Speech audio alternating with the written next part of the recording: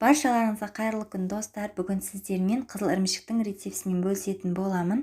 Видеоны соңына дейін өткізбей қарап, рецепті сақтап алып, жасап көрсеңіздер болады. Сіздерге ұнайтынына сенімдімін. Видеоны қарамас бұрын менің каналыма тіркеліп, қоңырауша белгісін басуды ұмытпаңыздар. Менің каналымда көптеген рецептерді тегін қарай аласыздар. Ендеше рецептімізді бастайық. Асты қалың ыдысымызға 1 литр сүтімізді құямыз. Менде магазиннің 6% сүті. Сүтіміз қайнағаннан соң үстіне 1 стакан айранымызды қосамыз.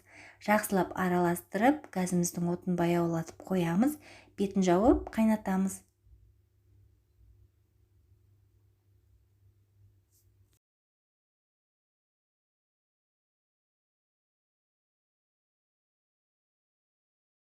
Айран қосып қайнатқаннан кейін сүтіміз осылай іри бастайды. Тағы да бетін жауып, газымыздың отын баяулатып қоямыз.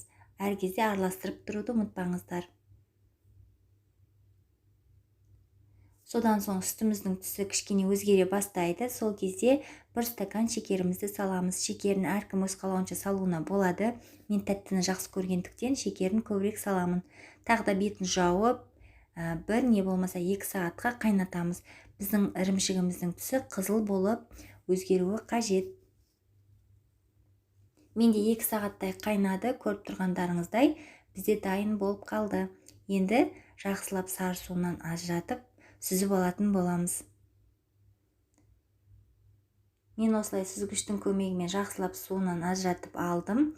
Енді бетін тарелкамен жауып, нығыздап ауыр затпен басып қоямыз.